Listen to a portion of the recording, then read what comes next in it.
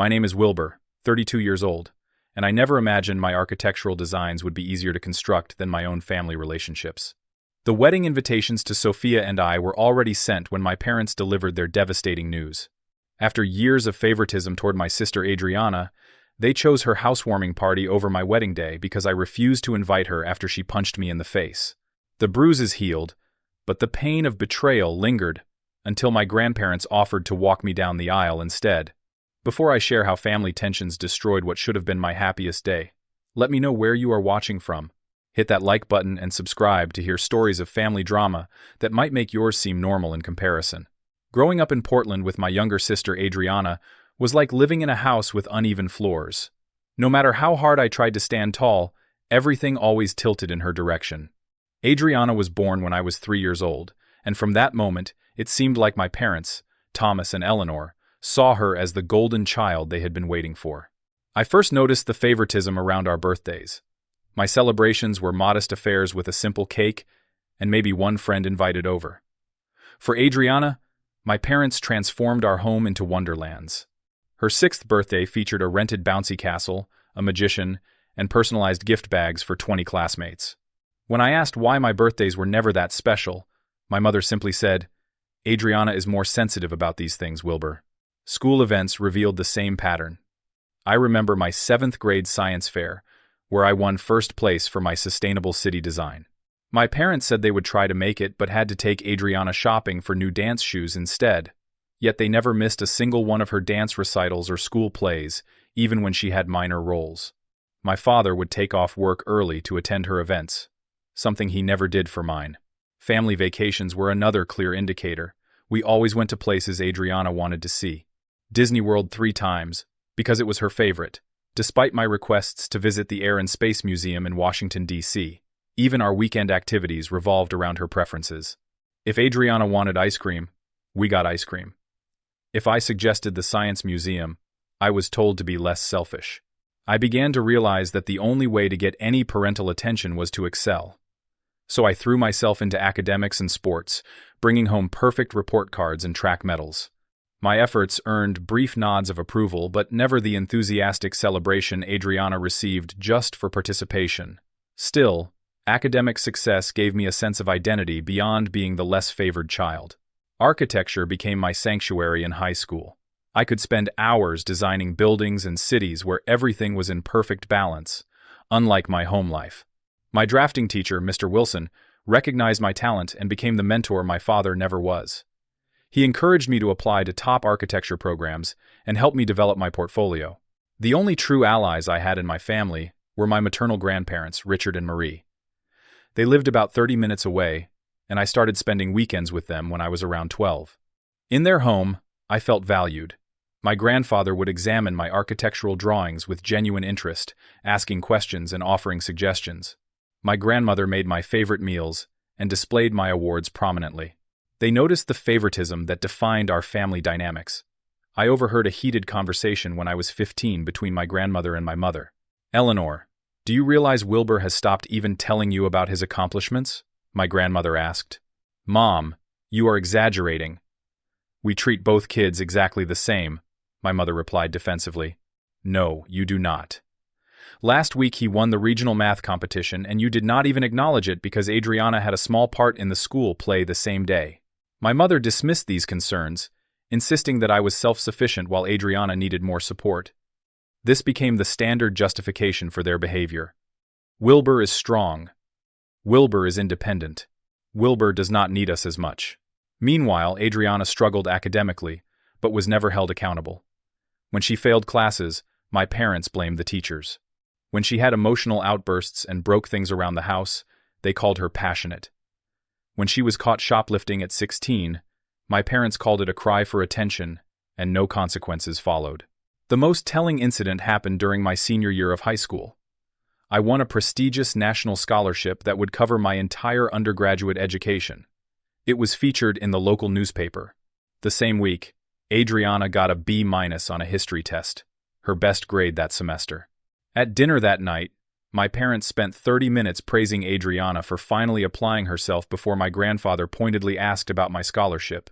My mother responded, "Oh yes, that too." but we expected Wilbur to do well. This is a breakthrough for Adriana. That night, I promised myself I would build a life where my achievements were valued and my presence mattered. I applied to architecture schools far from Portland, knowing distance would be my first step toward building that life. Seattle became my escape when I started at the University of Washington's architecture program. The 300 miles between Portland and Seattle created a buffer that allowed me to breathe for the first time. The distance was not just physical but emotional, giving me space to discover who I was outside of the shadow of family dynamics. My first year, I called home every Sunday out of obligation. These conversations followed a predictable pattern. I would share news about my classes or projects, receive brief acknowledgement, then listen to extended updates about Adriana. She had started community college but dropped out after one semester, deciding she wanted to find herself instead. By my second year, the weekly calls became monthly. I was immersed in my studies and building friendships with classmates who appreciated me for who I was. We worked on projects together, celebrated each other's successes, and offered support during stressful periods. For the first time, I experienced relationships based on mutual respect rather than obligation or comparison. During my third year, I met Sophia in an urban planning elective. She was studying environmental science and had a vision for sustainable cities that aligned perfectly with my architectural philosophy. Our first conversation about green roof designs lasted for hours, spilling from the classroom to a nearby coffee shop and finally to dinner. Her intelligence, passion, and warmth drew me in immediately. Sophia and I became inseparable. She was the first person I had ever met who seemed genuinely interested in my thoughts and dreams. When I showed her my designs, she asked thoughtful questions and offered insights that made them better. She celebrated my successes as if they were her own. 6 months into our relationship, Sophia came with me to Portland for Thanksgiving. I had warned her about my family dynamics, but experiencing them firsthand was eye-opening for her. During dinner, my parents interrupted me 3 times to direct the conversation back to Adriana, who was between jobs again. Later that night in my childhood bedroom, Sophia whispered, "I see what you mean now. That was not normal, Wilbur." The next morning, Sophia gently suggested that I might need stronger boundaries with my family. "You deserve better treatment," she said. "You do not have to accept being second best." Meanwhile, Adriana's life continued on its chaotic trajectory. She cycled through community college programs, never completing any. She worked at a series of retail jobs, getting fired from most for tardiness or attitude problems. She moved in and out of our parents' home, each time promising independence, but returning when money ran out. The financial imbalance became obvious as well. While I worked part-time jobs and managed my scholarship money carefully, Adriana regularly received loans from our parents that were never repaid. When she crashed her car, they bought her a new one. When she ran up credit card debt, they paid it off. When she wanted to travel to find herself in Europe, they funded the trip. After graduation, I secured a position at Bennett & Associates, a prestigious architecture firm in Seattle. Within 3 years, I was leading small projects and building a solid reputation. I bought my first condo, became financially independent, and felt proud of creating stability for myself. Each time I shared career milestones with my parents, the response was lukewarm. When I called to tell them about my first project as lead architect, my mother listened for 2 minutes before saying, "That is nice, dear. Did I tell you Adriana is thinking about opening an Etsy shop for her jewelry? She is so creative." My grandparents remained my strongest supporters. They visited Seattle twice a year, genuinely interested in my life and career. My grandfather, a retired engineer, understood the significance of my professional achievements in ways my parents never tried to. During their visits, my grandparents often expressed concern about the continuing family dynamic. "Your parents are not doing Adriana any favors," my grandmother observed. "By protecting her from consequences, they are preventing her from growing up."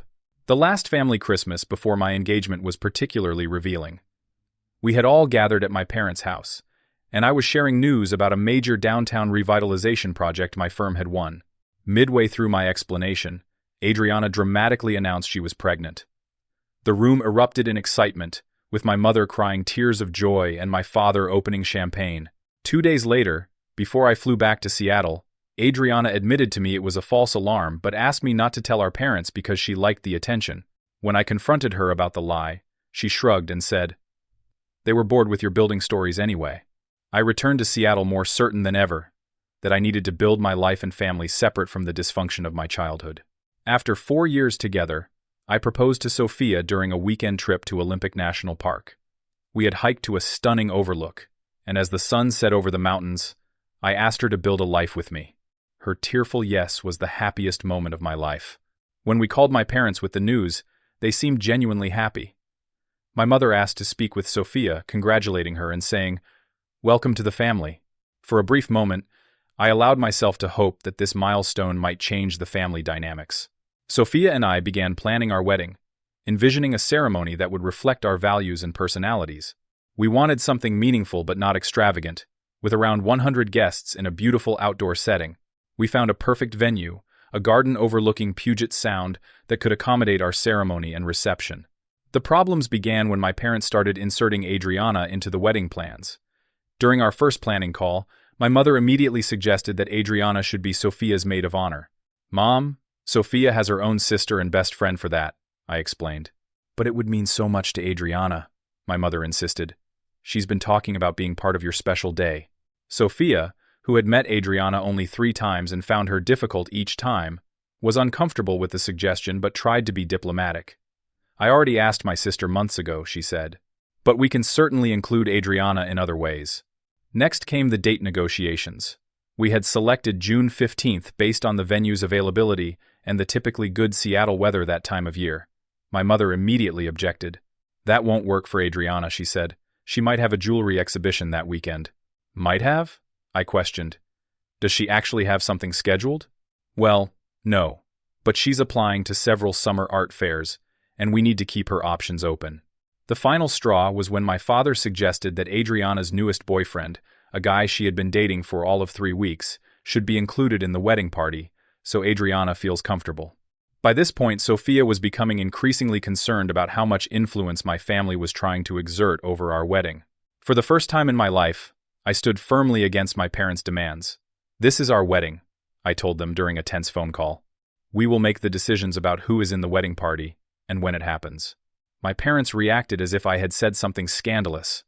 "I cannot believe how selfish you're being," my mother said. "After everything we've done for you." "What exactly have you done for me?" I asked, years of hurt bubbling to the surface. "When have you ever put my needs before Adriana's?" The question hung in the air, unanswered.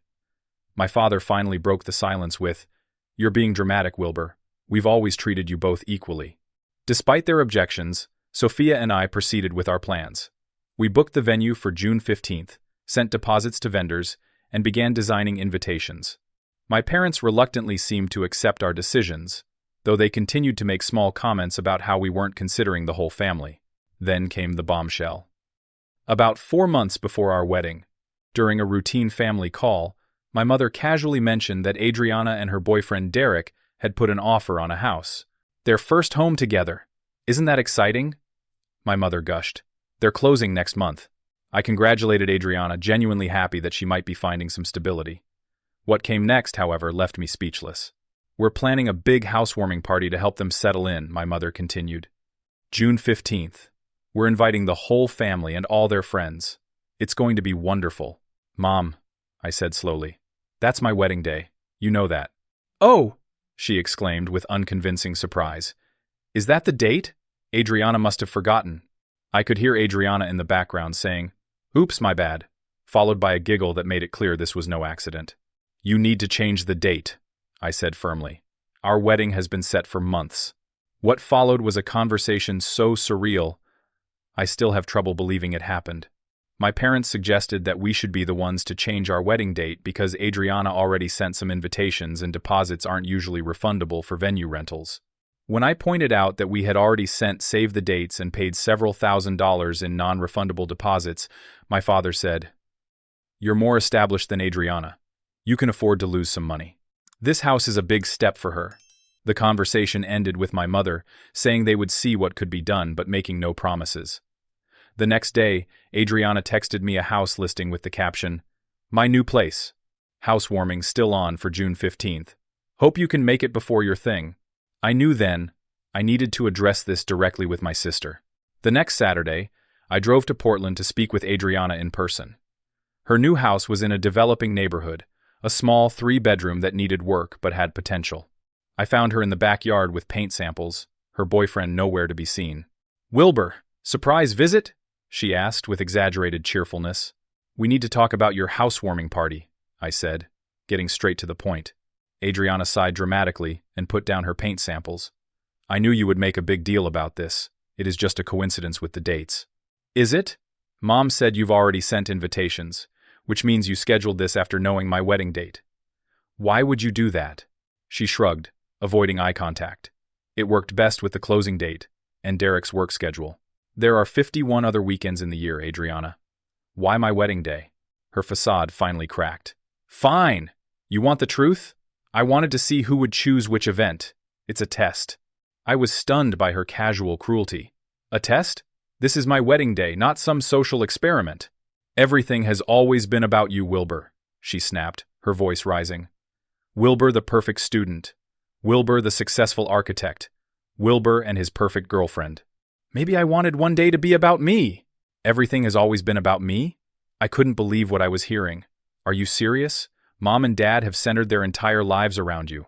They've bailed you out of every mistake, funded every whim, excused every failure." "That's not true!" she shouted, face reddening. "It is true. When you dropped out of community college, they called it finding your path. When I worked through architecture school, they barely acknowledged my graduation. They bought you a car after you wrecked yours. They paid off your credit cards. They've given you endless chances while expecting me to succeed without any support." Adriana's eyes narrowed. "You think you're so much better than me, don't you? With your fancy degree and your perfect fiancé. You've always looked down on me. I've never looked down on you. I've just wanted parents who care about my life as much as they care about yours. They love me more because I actually need them," she shouted.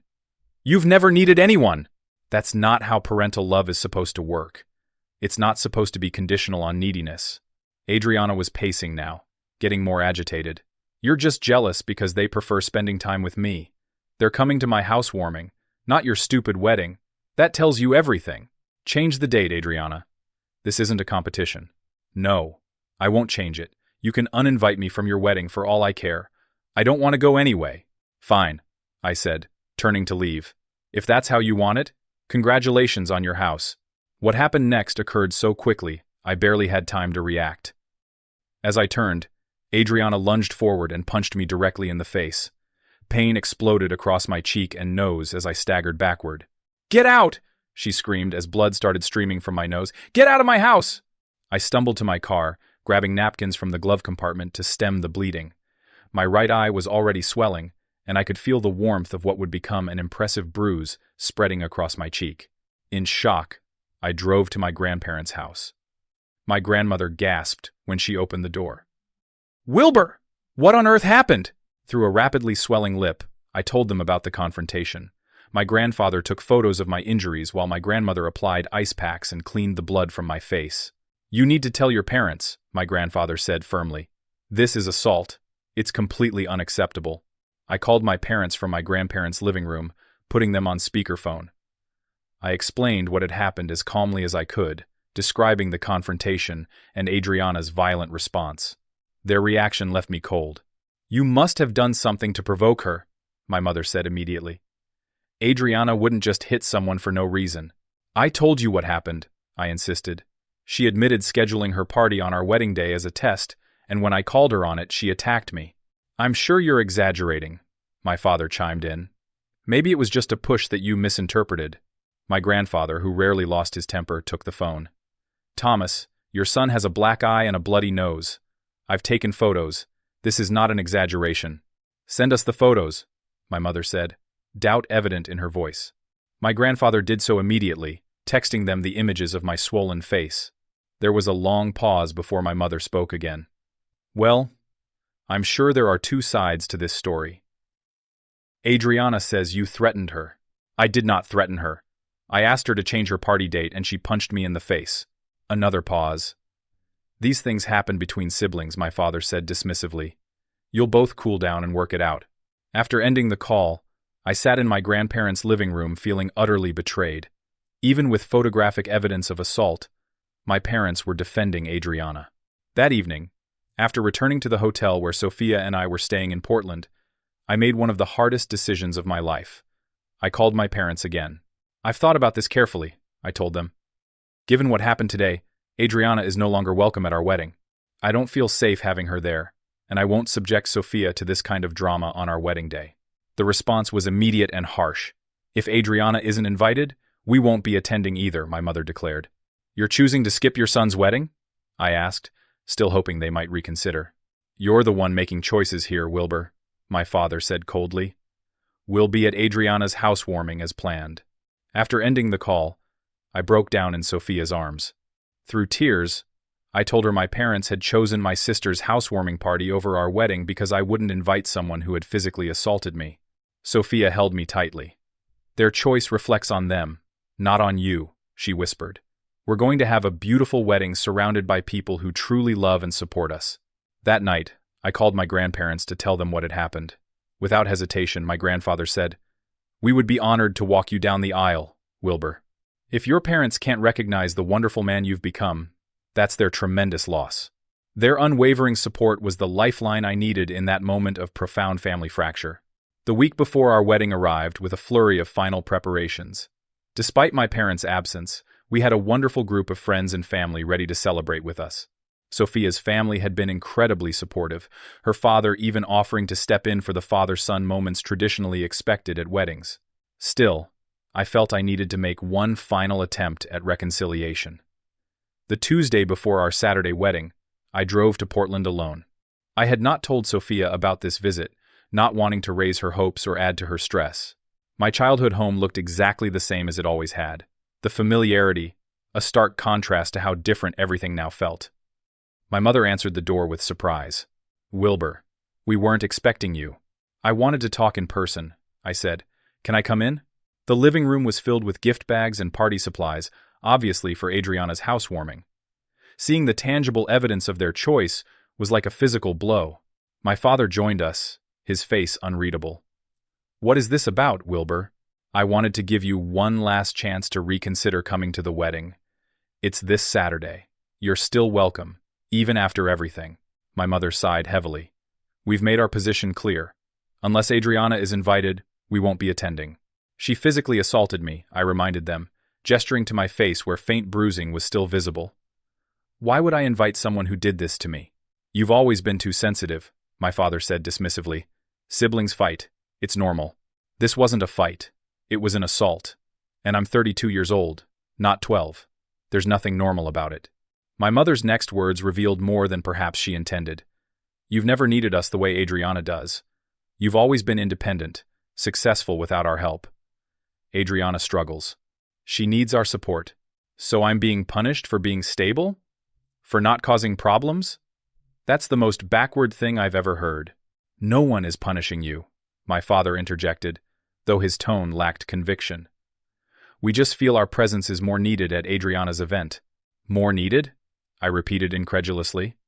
"It's my wedding day. I'm your son. How could you possibly be more needed elsewhere?" My mother avoided my gaze. "Adriana is in a fragile place right now. This house purchase is a big step for her, and we need to support her through it. And my marriage isn't a big step? Starting a life with the woman I love doesn't deserve your support?" The conversation continued in circles, with my parents refusing to acknowledge the fundamental unfairness of their position. When it became clear they weren't going to change their minds, I stood to leave. "This is your last chance," I said quietly. "Saturday at 2 o'clock. You're still in the seating chart. But after this, if you choose not to come, we're done. I won't keep trying with people who consistently show me I don't matter to them." My father looked briefly pained, but my mother's expression remained resolute. "We'll be at Adriana's," she said firmly. "That's our decision." The drive back to Seattle was a blur. I pulled over twice when tears made it impossible to see the road. By the time I reached our apartment, I felt hollowed out, grief and anger battling for dominance. Sophia found me sitting in our parked car, staring blankly ahead. One look at my face told her everything she needed to know. Without a word, she opened the car door, helped me out, and held me, as I finally let go completely. That night, as I told her about the conversation with my parents, Sophia made a decision. "Enough," she said firmly. "They've had their chances. Tomorrow, We're focusing only on people who love you properly. The next morning, I woke to the sounds of voices in our living room. Sophia had orchestrated a surprise. Our closest friends had gathered to help with the final wedding preparations. They brought breakfast, coffee, and unwavering support. My friend Alex, who was serving as my best man, took me aside. "Your family situation sucks, man. But look around. This is your family too. We've got you." Sophia's parents arrived that afternoon, bringing additional decorations they had made for the reception. Her father, Robert, embraced me warmly. "We're so happy you're joining our family, Wilbur. Truly." My grandparents arrived Thursday evening, 2 days before the wedding. They had booked a suite at the hotel where many of our out-of-town guests were staying. Over dinner that night, they shared stories I had never heard before. "Your parents' favoritism started before Adriana was even born," my grandmother revealed. "Your mother had a difficult relationship with her own mother, who was very demanding of her. I think when Adriana came along, Eleanor saw a chance to be needed in a way she never felt as a child. I've had many conversations with your mother over the years," she continued. "I told her she was damaging both of you with her behavior. Adriana by never requiring her to face consequences, and you by making you feel less valued." My grandfather added, "We wanted to take a more active role when you were younger, but your parents became defensive whenever we tried to intervene. We've always been proud of you, Wilbur. The man you've become, despite everything, is a testament to your character." Friday's rehearsal dinner was bittersweet. The empty chairs where my parents should have sat were painful reminders of their absence, but the room was nonetheless filled with love and support. After dinner, my grandparents and I practiced our walk down the aisle. My grandfather on one side, my grandmother on the other, both beaming with pride. "Tomorrow will be perfect," my grandmother assured me, "because it will be about love, not obligation." As I was getting ready for bed that night, my phone rang with Adriana's number. Against my better judgment, I answered. "Just wanted to let you know Mom and Dad are helping me set up for tomorrow," she said, her voice dripping with satisfaction. "They're staying overnight to be here first thing in the morning."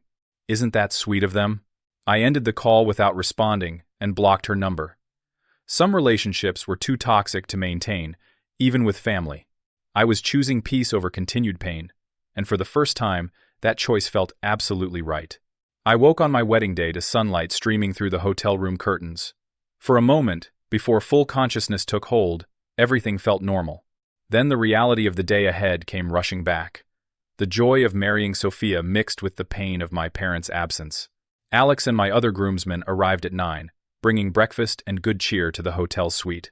We spent the morning getting ready, their light-hearted banter and genuine excitement helping to keep my darker thoughts at bay. "How are you holding up?" Alex asked quietly, while the others were engaged in an animated debate about tie knots. "Better than I expected," I admitted. "I'm trying to focus on what today is really about.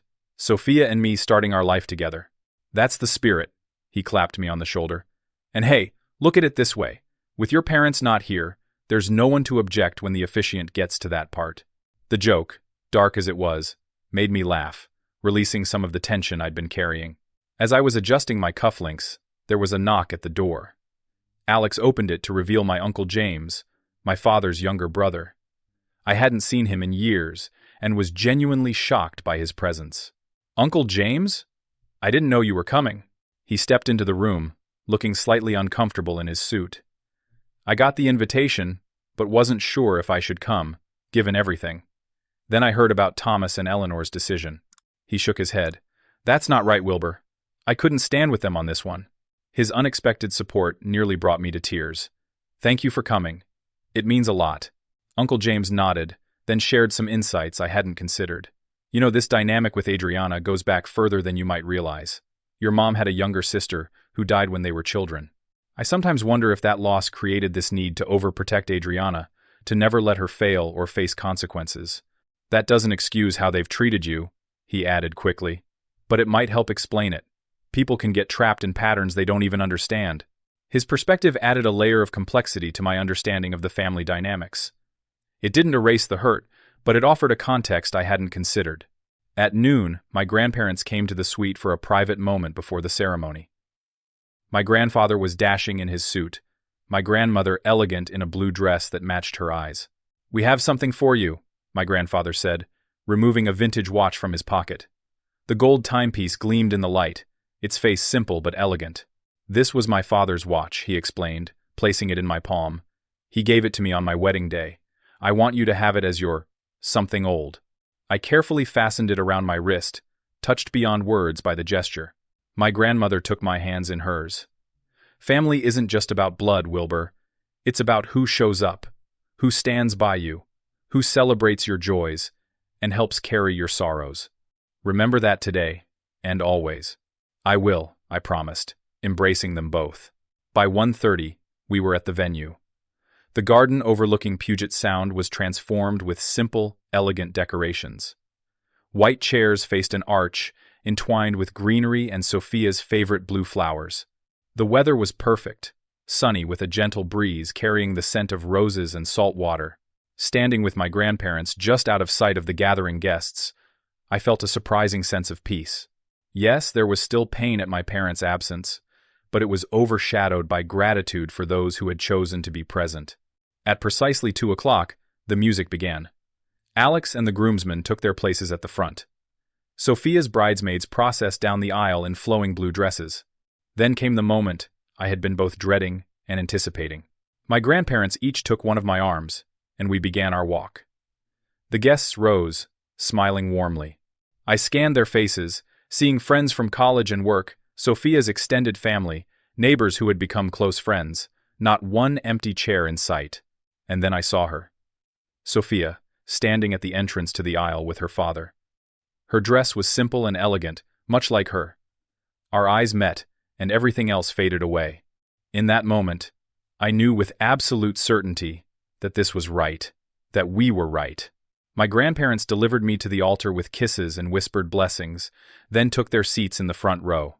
Moments later, Sophia was beside me, her hands in mine, her eyes reflecting all the love I felt. Our vows were personal, written by each of us. I spoke of finding home in her after years of feeling displaced, of building a life and family based on mutual respect and celebration of each other's strengths. Sophia spoke of partnership and growth, of facing life's challenges together and finding joy in the journey. "I choose you today and every day," I concluded, "to build something beautiful together, brick by brick, day by day." As we exchanged rings, I felt the weight of my grandfather's watch on my wrist, a tangible connection to family legacy that transcended the broken ties with my parents. The reception that followed was everything we had hoped for. Without the tension that my parents' presence would have brought, there was an ease to the celebration, a genuine joy that was palpable. Friends gave toasts that made us laugh and cry. Sophia's father welcomed me to their family with warmth and sincerity. We danced our first dance to a song about finding home in each other's arms. Midway through the reception, my phone buzzed with a text from my mother. "Thinking of you today. Hope it's going well." No acknowledgement of what they had missed, no apology for their absence. Just a brief message that seemed designed to ease her conscience rather than connect with me. I silenced my phone and returned it to my pocket. This day was too precious to dilute with half-hearted gestures. In place of the traditional mother-son dance, I danced with my grandmother. As we moved around the floor to Louis Armstrong's "What a Wonderful World," she whispered, "I'm so proud of the family you're creating, Wilbur. This is what love looks like." Looking at Sophia laughing with her friends, at the community of people who had gathered to support us, I couldn't help but agree. Our wedding photographer captured a moment of me looking at Sophia across the room, my expression one of pure adoration. That photo would later become my favorite from the day, a perfect capture of the love that was the foundation of our new family. As the evening drew to a close, Sophia and I found a quiet moment alone on the venue's terrace, overlooking the sound as the sun began to set. "Any regrets?" she asked softly, her hand in mine. I considered the question seriously. "About marrying you?" "Not one." "About how things went with my family?" "I wish it had been different, but I'm not sure it could have been, given who they are." "Who they chose to be," Sophia corrected gently. "We all make choices about how we treat the people we love. Today we chose each other, and so did everyone in that room. That's what matters." She was right. Our wedding day had been perfectly imperfect, filled with the kind of love and support that formed a solid foundation for the life we were building together. Returning from our honeymoon 2 weeks later, we were thrust back into the reality of family estrangement. Social media showed parallel narratives. Our wedding photos filled with genuine joy, alongside pictures from Adriana's housewarming my parents prominently featured in the latter. My mother had sent a brief text during our honeymoon. "Hope you're enjoying your trip. We should all get together when you're back." As if nothing significant had happened. As if choosing to miss your only son's wedding was a minor scheduling conflict. I didn't respond immediately, needing time to process how I wanted to move forward. Sophia and I spent our first weekend as a married couple, setting up our apartment with wedding gifts and discussing boundaries. "We need to be clear about what we're willing to accept going forward," Sophia said as we unpacked kitchen items. "Your parents hurt you deeply. That doesn't just go away because they suddenly want to play happy family." She was right, as usual. The pain of their absence at our wedding wasn't something I could simply set aside. It represented years of imbalanced relationships and conditional love.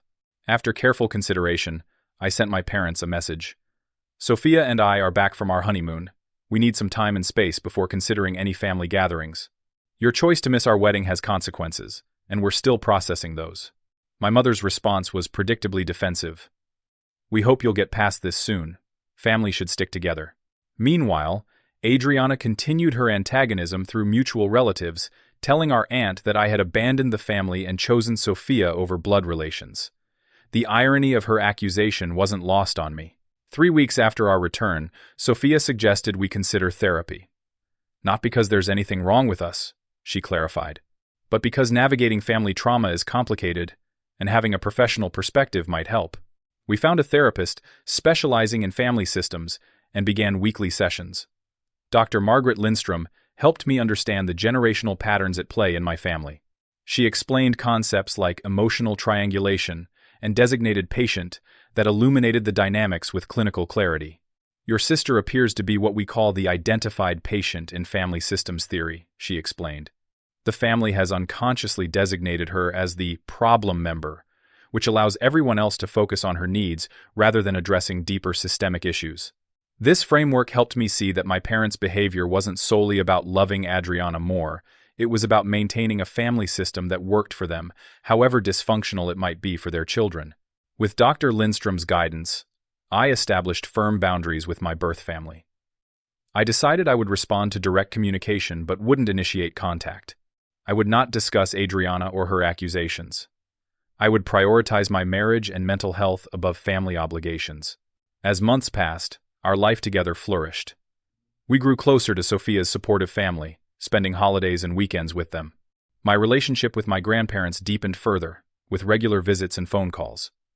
We built a chosen family of close friends who shared our values and offered genuine support. 6 months after our wedding, my parents made a tentative attempt at reconciliation. My father called, his voice uncharacteristically hesitant, asking if they could visit us in Seattle. After consulting with Sophia and Dr. Lindstrom, I agreed to a brief visit in a public setting.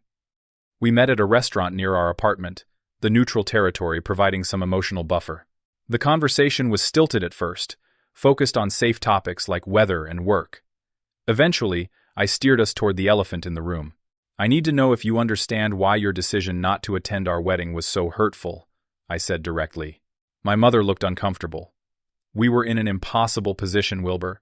We couldn't choose between our children." "That's exactly what you did, though," I pointed out. "You chose Adriana's housewarming over my wedding.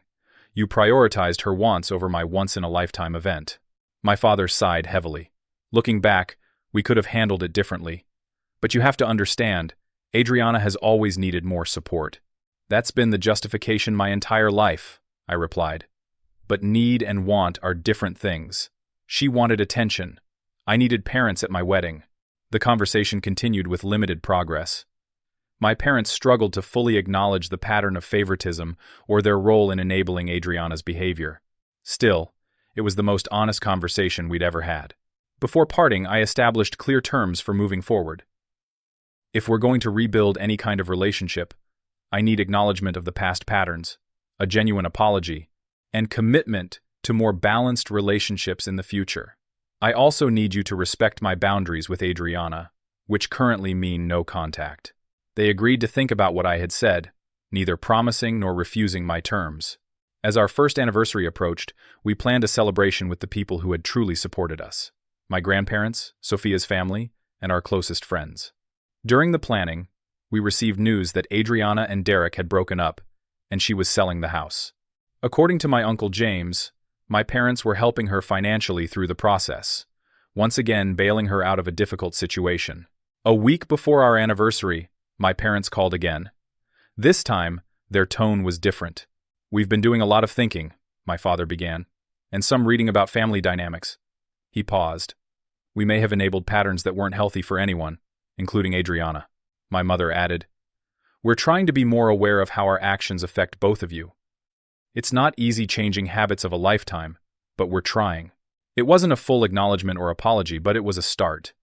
We agreed to continue occasional conversations and slowly rebuild trust. On our anniversary weekend, surrounded by people who loved us authentically, Sophia shared news that opened a new chapter in our journey. She was pregnant. As congratulations and joyful tears flowed around us, I found myself contemplating what kind of parent I wanted to be. I knew with absolute certainty that I would break the cycle of favoritism. Our child would grow up knowing they were valued unconditionally, not for their achievements or their needs, but simply for who they were. They would understand that love in a healthy family isn't a competition, but an abundant resource that grows with sharing. My grandparents, now in their 80s, were overjoyed at the prospect of a great-grandchild. "You're going to be a wonderful father, Wilbur," my grandmother said with conviction. "You know exactly what a child needs from their parents: presence, acceptance, and unconditional love." As I reflect on the journey from that painful confrontation with Adriana to the life Sophia and I have built, I'm struck by how necessary some endings are for better beginnings. The family we're creating now is founded on mutual respect and genuine care, not obligation or comparison. The greatest lesson I've learned is that true family is defined by how people treat you, not by shared DNA. Boundaries aren't walls to keep people out, but guidelines for healthy relationships. And sometimes, the family you choose is more nurturing than the one you were born into. I'm grateful beyond words for my grandparents, who showed me what unconditional love looks like. For Sophia, who stands with me through every challenge. For friends who became family when blood relatives stepped back. And for the opportunity to create a new family legacy based on balance, respect, and genuine celebration of each person's unique journey. What about you? Have you ever had to create boundaries with family members to protect your own well-being? Have you found your chosen family to be as important as your biological one? Please share your experiences in the comments below. And if this story resonated with you, please like, subscribe, and share it with someone who might need to hear that it's okay to choose peace over painful relationships. Thank you for listening to my story. And remember, the family you create can be even stronger than the one you were born into.